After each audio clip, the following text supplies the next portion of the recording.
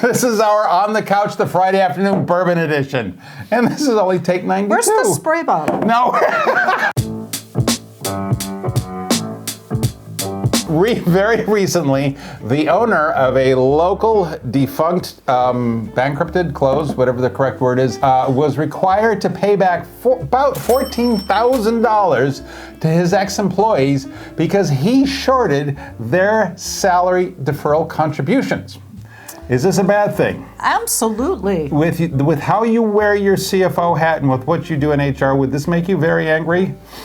Bring out the bullwhip. Bring out the bullwhip. All right. Now then, we're going to talk a little bit more about what happened and how easy it is to have this not happen to you. Now then, this story was in a local Kane County, Illinois newspaper recently, early 2023. And basically what happened was, and this is how I explained this to Zach, all right? So Zach, let's say you're getting paid, we're making up numbers here, people, all right? Let's say, Zach, you're making $10,000 and you wanna put $1,000 into your retirement plan in your account. You earn the 10 grand, we take the $1,000 out of your paycheck. Do I put it in your retirement plan account? Nope, I put it in my own pocket. And that is what happened here. Now then, the person who owns this dealership did it. The dealership closed in 2019. I'm sorry, in the before times, and he has recently ended up in court, where he has been ordered by the judge to pay restitution, I think, something like that. Make it right. Make it right. Now then, we've got a quote. We've got a quote from the Employee Benefit Security Administration Regional Director, Ruben Chapa from Chicago. He says, all voluntary employee contributions must be forwarded to employee benefit plans in a timely manner. And this person did not do that. Failing to do so denies the employees the opportunity to prepare for their future. Okay. Now then, why this is so a strange story is that he, in some ways, he only withheld $13,000 from people's paychecks and didn't put it into their retirement accounts, all right? Now, we see numbers like this happen all the time, but it might be one deferral where somebody went on vacation and for whatever reason it didn't get put in right away, but then it gets corrected. All right, or for whatever reasons you've got a hiccup and it doesn't happen. This person, do you remember from the story, Zach? I think it was for 9 months in 1 year. He didn't put any employee deferrals in, and that added up to $13,000. Now, why this is important is that is money that these people have earned. Like in my $10,000 example with Zach. It's wage theft. Yeah, I wasn't going to use the T word, but yeah, it's wage theft. These people have earned that money, you've taken it out of their paycheck, and you've not put it where you've agreed to.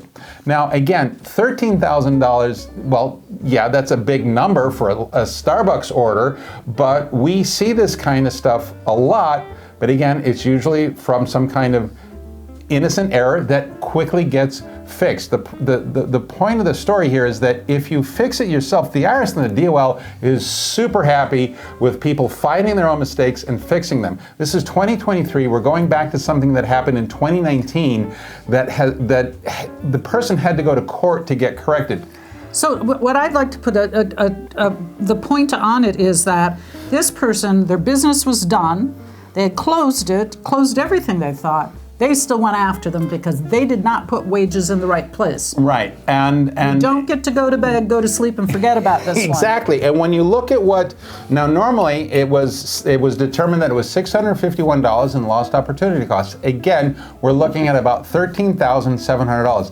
That doesn't seem like a very, okay, it's a lot of money for a Starbucks order, but with what we see going on with payrolls. More money now. But now to fix it costs more money. When you add up the $651 in lost opportunity costs $260 that this person has to pay in independent fiduciary costs, which is really funny because as far as I can tell from the court filings, the plan was a simple, which is supposed to be free, okay?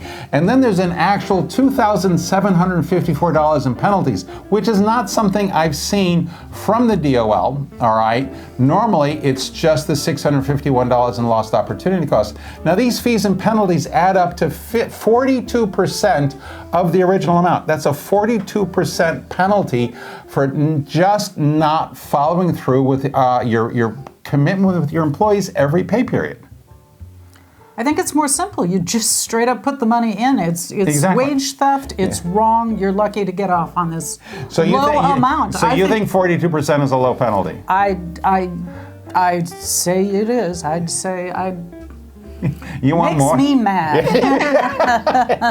Makes me mad. And just the whole idea of you can't outrun the Department of Labor on this. You can try; they will look for you. And again, that's it. It was a suit after the business was closed. And so the reason why we're doing a video about $13,000 is the fact that this guy went to court. I've been doing this for 33 some odd years. All right, this is not something you see in this order of magnitude. So this is a very strange event. If you go and find the newspaper article, you'll find some other interesting stories about the individual. But anyways, all right. But the other thing that's interesting is you might go, oh, the business is closed, the money's gone, no big deal. They hold him personally responsible. Exactly. He had to take it out of his own retirement plan to make it right. They're not letting you off on this. Was he the F word? He is certainly one F word. He's the fiduciary, all right? He was a fiduciary for the employees' retirement accounts. It was a simple, He's still, okay, he was a fiduciary for the employees' retirement accounts. And you're right, that's another thing that's unusual about this, is they're making him pay it out of his own personal retirement accounts. So it's basically his own personal money for a bankrupt business. That is also something we don't normally see. Now, Katherine, how do you avoid this if you're an employer?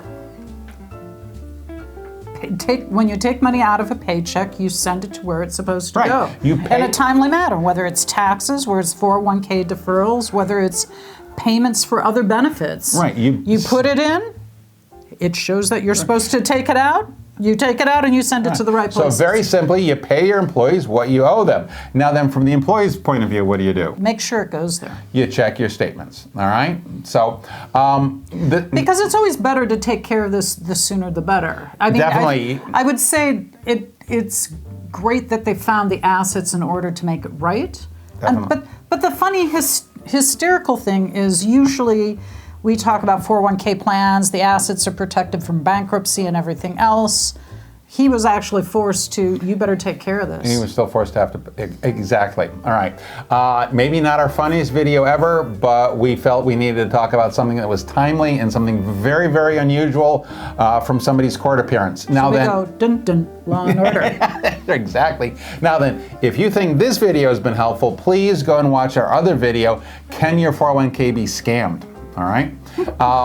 This is Katherine and Christopher Tipper from Hunter Benefits. Thank you very much for watching. You know the normal stuff, like, subscribe, and we are looking forward very much to continuing this conversation with you. Take care. Toodaloo.